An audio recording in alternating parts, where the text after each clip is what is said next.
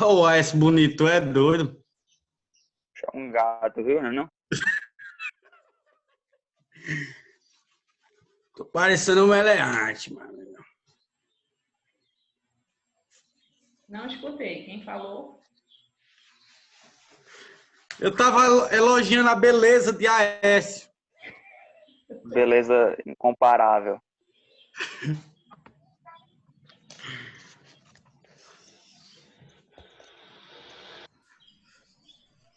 Olha, ela achou bom, tá até ajeitando o cabelo. Eles.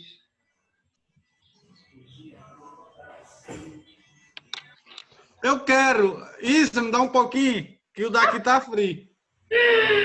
Cafézinho quente, meu filho. Do bom. Menino, isso aqui é uma dona de casa, menino. Tu é doido. Eita.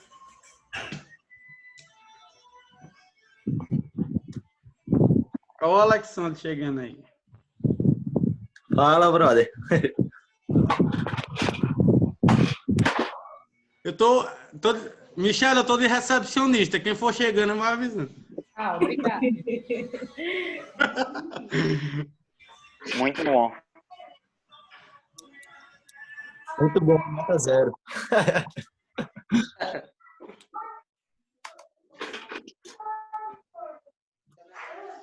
E Bruno Feio do trem? Ah, Aí, meu PCzinho. desculpa aí, pô. Mas feio é tu e tá vivendo. Hã? Ô, PC, pra tu, ó. É tu e tá vivendo. Cadê, Rodrigo? Tá vivo? E ela, mesmo? Poxa, E aí, mano? Maria, o Rodrigo. Aí é... Cadê a Rafaela? Ela já Esse tá homem já online? vai morrer com essa música aí, mano. Rodrigo parece um amigo meu que a boiada passou por cima. Não, pô, deixa o cara com um acidente. Então se meta, Bruno, onde você não foi chamado. Sim. Cadê a Rafaela? Vou. A chamada aqui é compartilhada, pô. Relaxa aí. Alguém me ensina a senha do PDF? Olha o Lavo de Carvalho ali, acabou de entrar ali, ó. Tira, porra, então. Tira. É. Daqui a pouco vai entrar Pondé, Olavo de Carvalho, Não, porra, eu vou embora. Rogério Greco. Oi. Me ensina a tirar uma senha de um PDF, ó. Alguém? Insira a senha. Deve ter a senha no... Quem mandou a senha também. Tem senha, mas eu quero tirar. Como é que eu faço? Que senha? Vê a foto do boy ali, viu? Ei, pô, ei. E eu acho que aí em cima tem uma, na barrazinha do PDF, Ah, tem é. uma Ei, Rafaela. configurações. Tá. Tá ouvindo? Tô. Tá ouvindo? Olha quem tá cozinhando já aqui em casa, o almoço. Pronto. Era ainda. Quem bota moral? Deixa eu ver quem é que bota moral. Quem é que bota moral? Alguém tá fazendo almoço ali. É isso aí Não, mesmo. o homem tá nu, Cozinhar. tira isso aí. Deixa eu ver, peraí. Ei, o cara tá sem roupa aí, ó. Tá de short, rapaz. Não, gente. Bora. Tô mostrando gente nua, rapaz. O que é isso? Tá aí. De short, sem camisa. Você Tchau. fica toda assanhada. Não se não. Como diria minha avó, nu de cintura pra cima, né? Rafinha! Pronto, vamos desligar os microfones aí, né? Bora desligar os microfones, liga só na hora de falar. Adoro. O que apareceu aí? Deu certo a tela.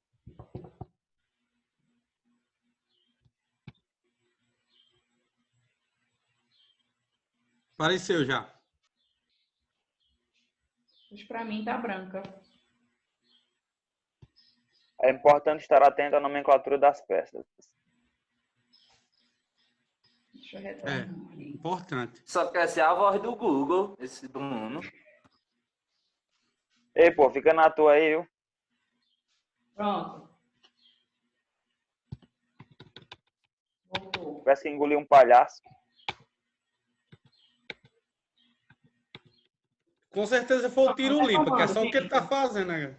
A gente já falou a questão das nomenclaturas, né? Fique isso bem claro. Nós temos nomenclaturas específicas para o rito daquele crime que está sendo analisado e a gente vai trabalhar com a defesa, que é a regra, que é a defesa chamada de resposta à acusação, com previsão no 396 e no 396A.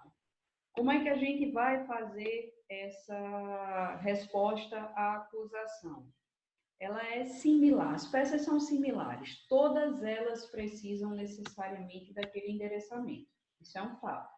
Agora, na peça de defesa, a gente já não vai procurar razões para acusar. Daqui por diante, tudo que nós fizermos é procurando razões para defender.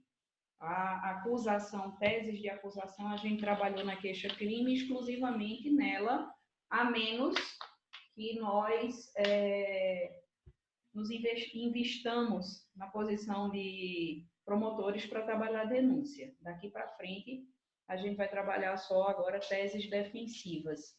E a partir de agora, é muito importante aquela revisão que a gente fez sobre teoria do crime e sobre dosimetria da pena, porque é ali que a gente vai encontrar todos os nossos fundamentos de defesa, tá? O que a gente pode trabalhar nas nossas peças, por exemplo, de defesa? A gente pode trabalhar escusas absolutórias, desculpas para absolvição, a exemplo do artigo 181, inciso 1º do Código Penal. O que ele fala?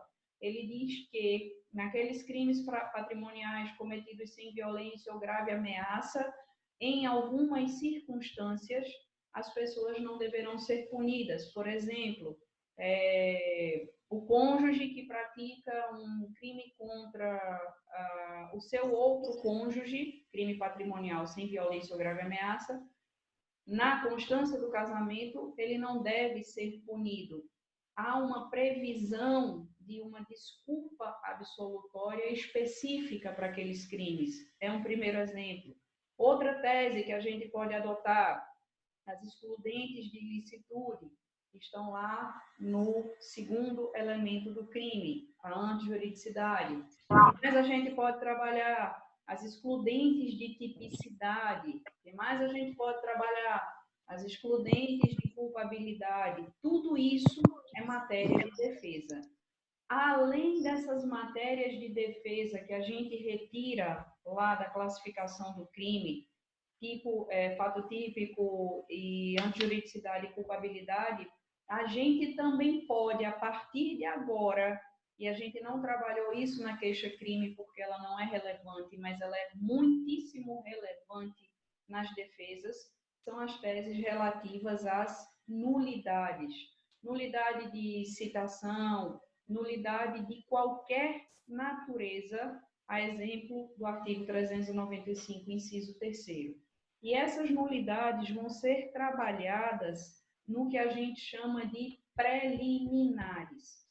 Aquele padrão que a gente estabeleceu para a peça de queixa-crime, que diz que a gente começa com os fatos, parte para o direito e termina com o pedido final, aqui a gente vai incluir mais um bloco de trabalho. Antes dos fatos ou imediatamente depois dos fatos, nas defesas, a gente vai criar o que a gente chama de preliminares. O que são essas preliminares? Do mesmo jeito que a gente abriu os tópicos dos fatos, do direito e do pedido final ou do pedido, a gente vai abrir logo no início, imediatamente antes ou imediatamente depois dos fatos, um bloquinho chamado de preliminares. O que é que a gente trabalha nessas preliminares? Todas as razões que impedem o desenvolvimento do processo. Por exemplo, se eu tenho uma nulidade de citação, eu vou trabalhar lá na preliminar. Se eu tenho a falta de uma condição da ação, de um pressuposto processual, eu vou trabalhar lá na preliminar. Preliminar significa que são teses que impedem a análise do mérito. Por exemplo, naquele exemplo de Henrico e Helena, se eu propusesse a minha queixa-crime depois do prazo de 6 meses da ocorrência do crime, não estaria prescrito o crime? Não era? Estão entendendo, gente?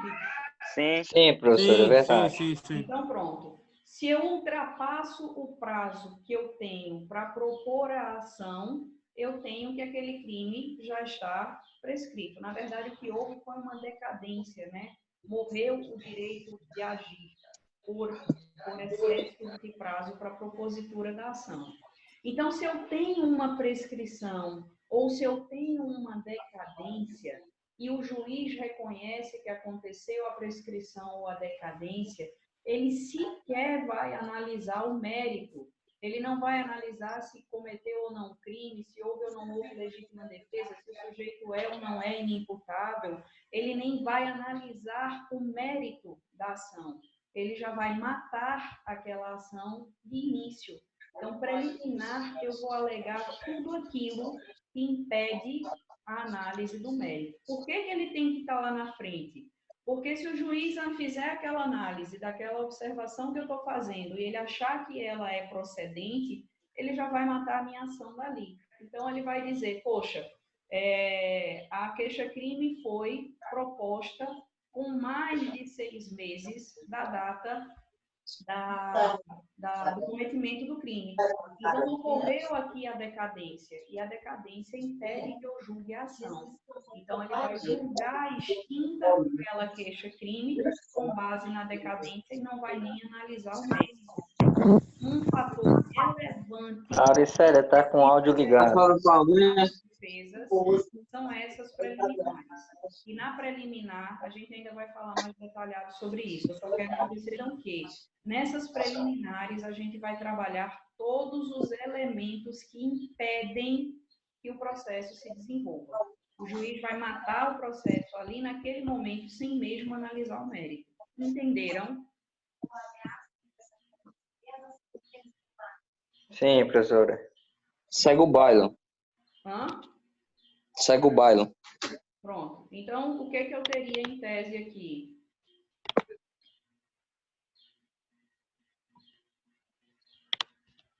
Naquela minha conjectura de queixa-crime, eu faria o seguinte: endereçamento, qualificação das partes. O que é que eu faço agora?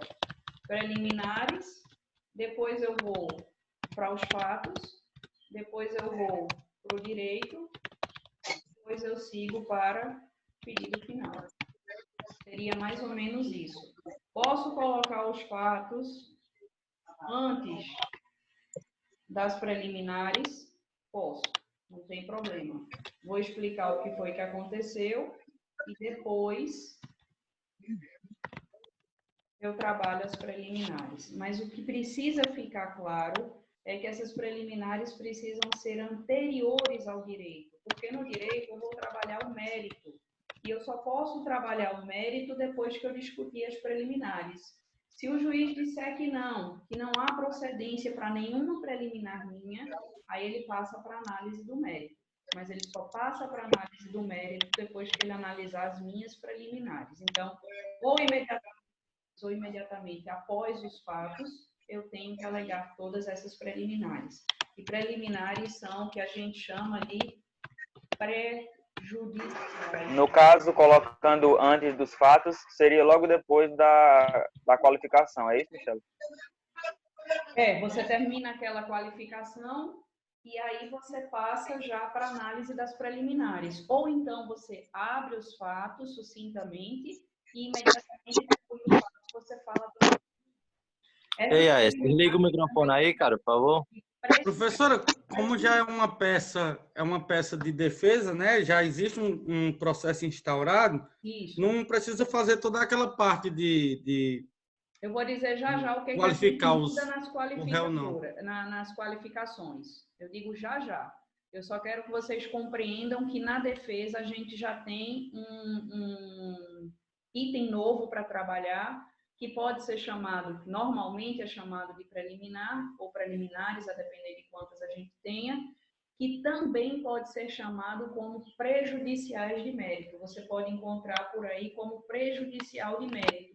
Por quê? Porque são arguições que prejudicam a análise do mérito, tá bom? Para abrir o item lá na peça, eu vou chamar de preliminares, mas elas são, em verdade, arguições que prejudicam a análise de mérito. Por isso que elas também podem ser chamadas de prejudiciais de mérito.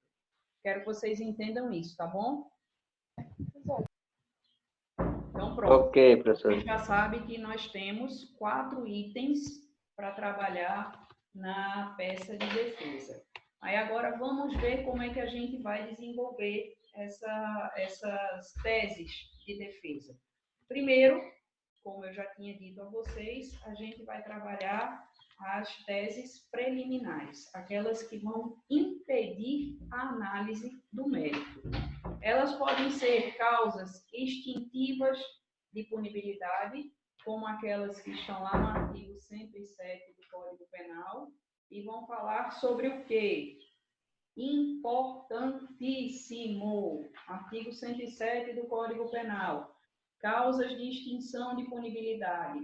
Morte do agente, anistia, graça ou indulto, retroatividade de lei, que não considera mais o fato como criminoso, ou seja, abolício criminis, pela prescrição, decadência ou perempção, pela renúncia do direito de queixa, pela retratação do agente ou pelo perdão judicial.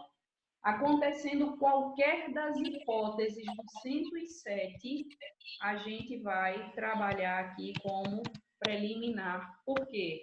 Porque essas hipóteses do 107 impedem a análise do mérito. O criminoso morreu, vai analisar o mérito? Não. Houve anistia, graça ou indulto, o cara foi perdoado, vai analisar mérito? Não. Houve um perdão judicial, a exemplo daquele do 121, parágrafo 4º, parágrafo 5º do Código Penal, no homicídio. Vai analisar mérito? Não, o sujeito já está perdoado. Retratação do agente naqueles crimes de ação penal privada, como nos crimes contra a honra. Renúncia ao direito de queixa, prescrição, decadência e perempção. Então, essas só são... Não, estou dando exemplos a vocês de teses que podem ser alegadas em preliminares para matar o processo sem que o mérito seja analisado. Oi. Esse 397 do CPP também pode ser usado, né? Sim, pode. A questão da absolução sumária, né? Eu vou para ele agora. Eu só quis, assim, exemplificar o que seriam preliminares para que a coisa fique mais concreta, para vocês compreenderem o que é que eu vou fazer aí. Ah, mas por onde é que eu vou me guiar para saber o que é que eu vou falar aqui nas minhas preliminares? Aí eu vou justamente para o artigo 397. Por que eu vou para o 397 do Código Penal? Porque é lá que o legislador estabeleceu que o juiz vai absolver sumariamente o acusado. Por que absolver sumariamente? Isso significa que o juiz não vai nem analisar o mérito da defesa. Havendo uma dessas circunstâncias, o juiz já pode absolver o acusado sem dar continuidade à instrução processual. Ele mata o processo ali imediatamente, já sem aquele desenvolvimento da fase de instrução do processo. Quando é que ele pode fazer isso? Quando houver excludente de ilicitude, e aí a gente volta para aquela análise do crime que a gente fez na revisão da primeira aula, da aula presencial. Excludentes de ilicitude, quem são? Artigo 23 do Código Penal. Legítima defesa, estado de necessidade, exercício regular de um direito e estrito cumprimento do dever legal. Inciso 2º fala sobre o quê? Causa excludente de culpabilidade. Ainda estamos lá na teoria do crime. Terceiro elemento do crime. Quais são as causas excludentes de culpabilidade? inimputabilidade, exigência de potencial consciência da ilicitude e exigência de... Vamos lá, lembrar? Exigibilidade De conduta diversa. Exigibilidade de conduta diversa. Então, no item 1, eu vou trabalhar as excludentes de licitude. No item 2, excludentes de... Professora, Oi. nesse caso da inimputabilidade, ele vai ser absolvido já nas preliminares? Se for manifesta a causa, pode. Porque nesse caso aí, ele não teria que ser submetido a uma medida de segurança, e a medida de segurança não é uma espécie de sanção penal? Não. Não é sanção penal não, viu, Rodrigo? Medida de segurança não é sanção penal, não. Segurança, né? Excludente. Ela é uma medida de segurança. Exclui a antijuridicidade, a conduta deixa de ser ilícita. Deixando de ser ilícita, ela deixa de ser crime. No inciso 2º, sim, eu teria essa sua observação, porque eu estou falando de causas excludentes de culpabilidade. Entraria a inimputabilidade aí? Entraria. Veja, por exemplo... É aí mesmo que eu estou falando. Se equivocou e entrou com e apresentou uma denúncia contra um cidadão que praticou um crime quando ele tinha 17 anos. O juiz vai desenvolver esse processo? Não. Ele vai verificar nesse caso, e aqui atenção para os termos manifesta, ela é clara, ela é evidente, ela não precisa de mais provas. Aí o juiz vai dizer, poxa, esse cidadão só tinha 17 anos quando ele cometeu o crime. Então, ele não vai ser responsabilizado criminalmente, nos termos do Código Penal, pelo crime pelo qual ele foi denunciado. O que é que o juiz vai fazer? Vai absolvê-lo aqui sumariamente, e quando ele absolve sumariamente, ele não está dizendo que você não cometeu o crime, ele está dizendo que há um impedimento para o prosseguimento daquela ação.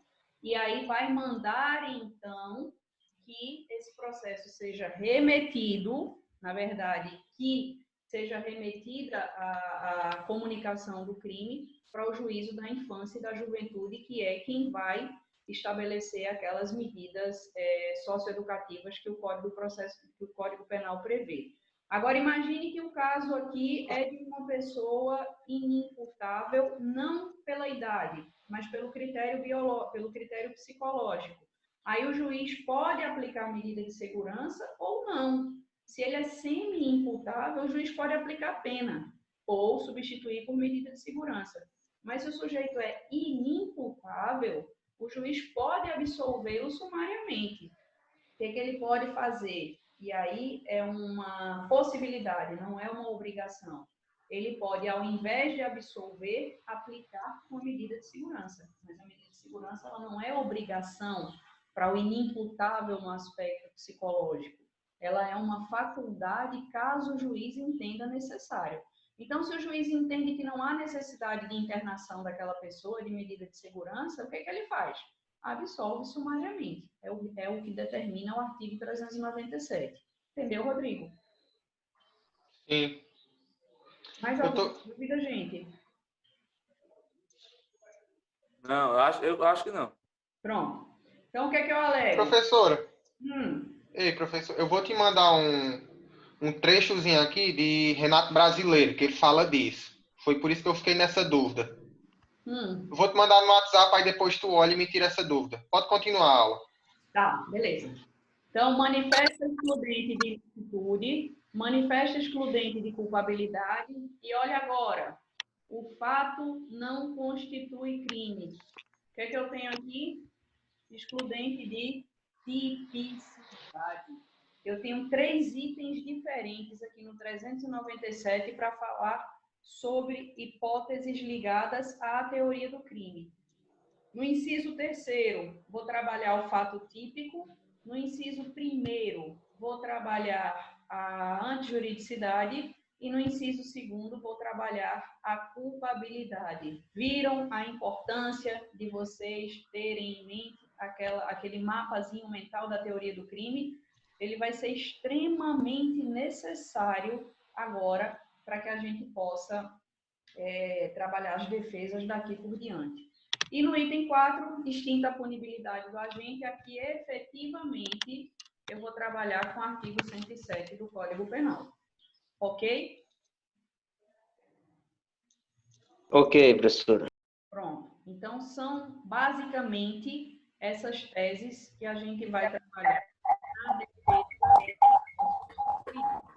O 396, ele só vem para dizer como é que vai acontecer essa defesa, que a gente chama de resposta por escrito, e de onde é que a gente tira esse nome?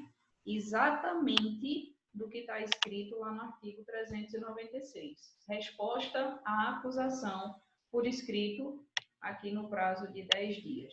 Então, é o 396 quem fundamenta a nossa peça.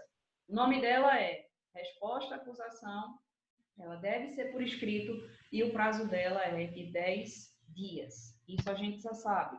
397 vem dizer quais são as matérias que eu posso alegar na defesa do meu cliente. E aí vou usar aquela teoria do crime para fazer a defesa do meu cliente. E aí eu fiz só um detalhamento do que são os incisos. Vou passar isso para vocês para ficar mais claro, mas não vou nem perder tempo com isso aqui, tá bom? O que mais a gente pode alegar?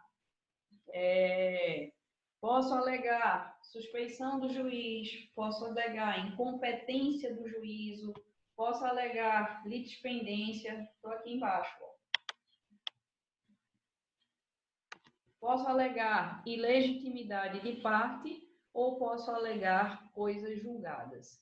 Só preciso que vocês saibam que existe essa peça que a gente chama de exceção, mas ela não vai ser cobrada na OAB, porque quando eu quiser, de acordo com o artigo 95 do CPP, alegar qualquer dessas matérias aqui que estão especificadas no artigo 95 do CPP, eu não posso fazê-las na mesma peça de defesa.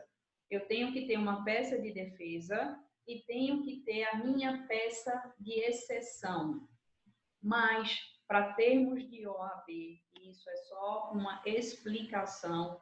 Como lá você não tem como estabelecer duas peças, resolver escrever duas peças paralelamente, caso caia alguma dessas hipóteses do 95, você vai trabalhá-las na preliminar da sua defesa. Resumindo, essas matérias precisam ser alegadas em uma petição à parte chamada de exceção, reconhecimento de exceções.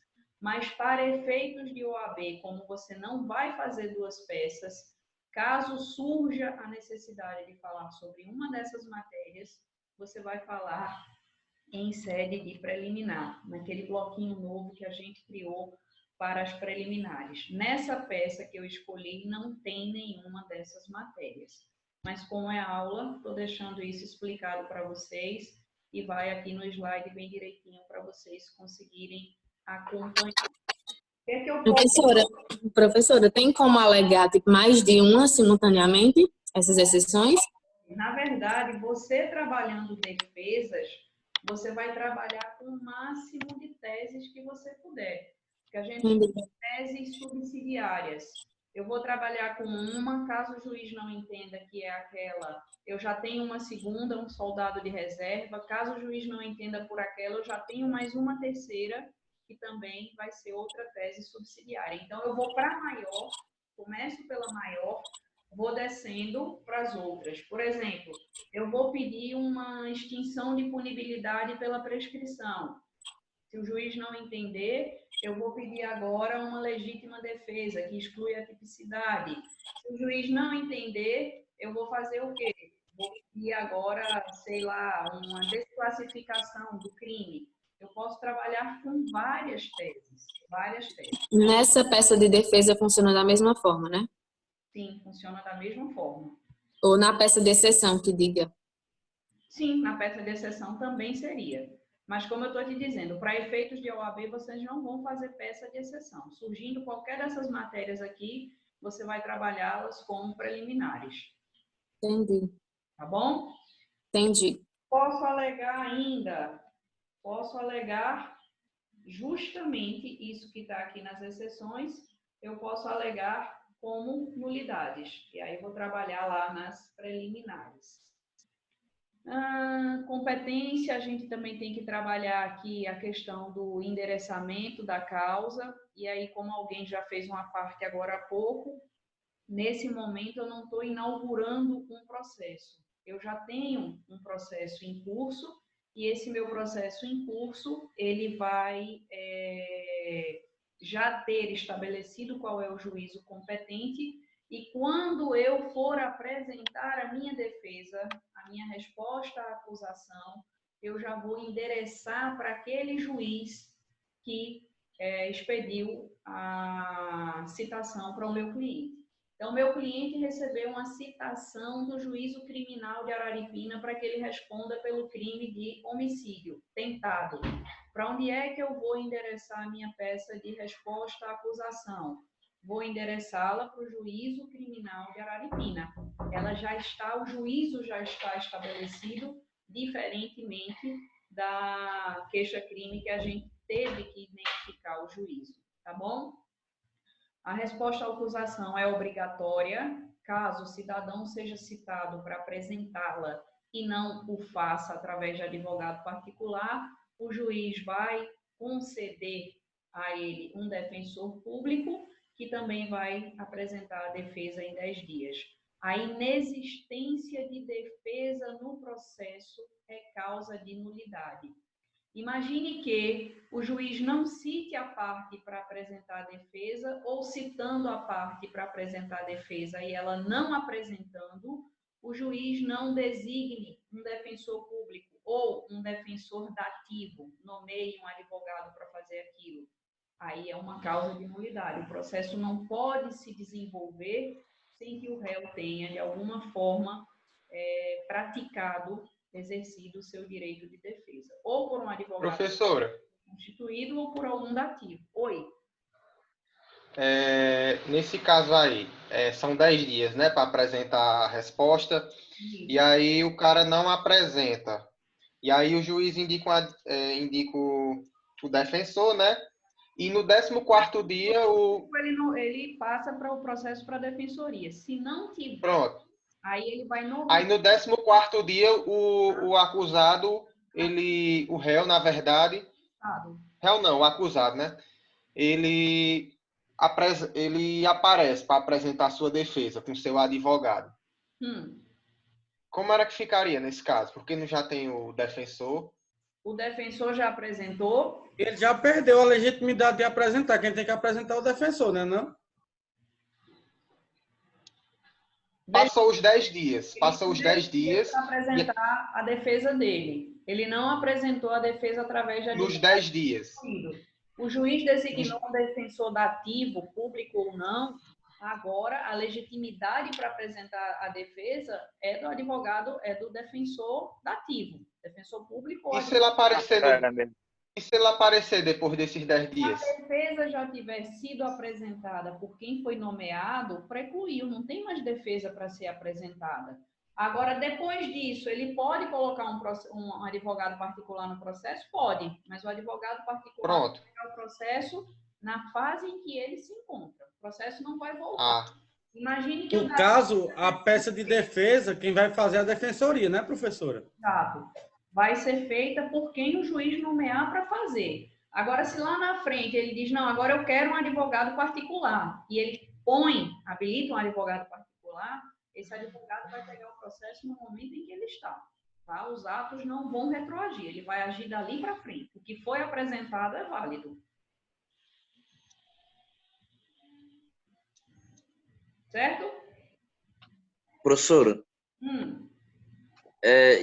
O quando parágrafo acontece, 2º do 396 que fala. Quando acontece de numa cidade ter só um defensor público, como é que o juiz... É porque assim... Michele, só uma dúvida.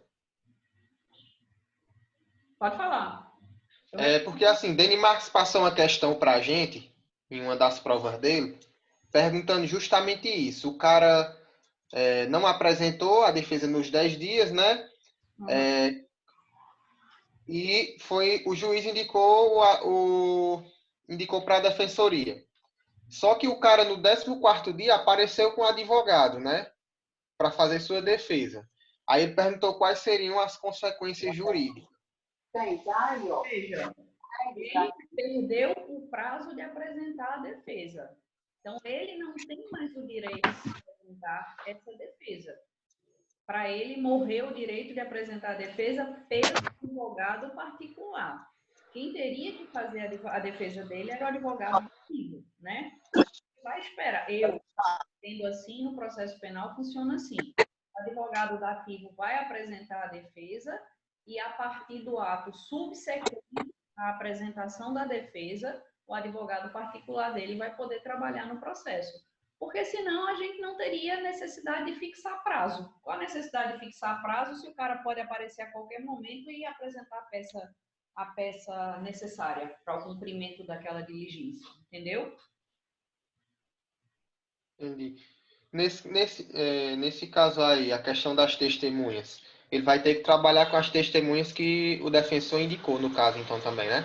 Não, o defensor vai indicar as testemunhas naquele mesmo esquema que eu passei para vocês da queixa-crime, né? Eu vou indicar as testemunhas na minha peça de defesa porque é o meu momento de fazer isso. E se eu não fizer isso, eu perco o prazo, eu não posso mais pedir ouvida de testemunha, mas ela pode também ser substituída. Então, o defensor não sabe quem são as testemunhas do processo. Ele coloca lá 3 pessoas, pede a ouvida delas, e aí, quando for para o processo ser instruído, pede-se a substituição. Aquela mesma regrinha, aquele mesmo esquema. Entendi. Mas do jeito que a gente fez na queixa, a gente vai ter que fazer na defesa. Eu não posso deixar de pedir a ouvida das testemunhas e não posso deixar de dizer quem são as minhas testemunhas, senão eu também perco o prazo e perco a oportunidade de exercer a defesa através da ouvida de testemunhas. E a gente aqui, para mim, está dizendo que só faltam 2 minutos para terminar. Eu queria mostrar para vocês aqui esse modelo da peça. Vai ter outra aula? Eu tô com fome. Não, eu quero mostrar esse modelo da peça aqui. Vamos ver se a gente consegue fazer isso de uma forma sucinta. E aí eu vou mandar para vocês como é que seria isso. Vamos lá então. Espera aí.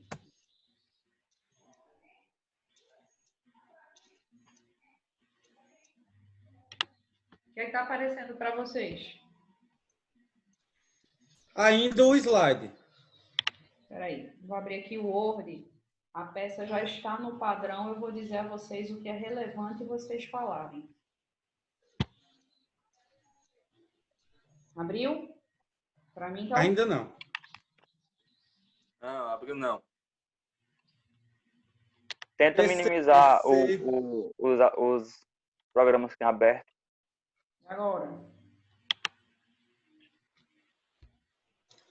Abril. Pronto. Maio. Endereçamento. Relevantíssimo.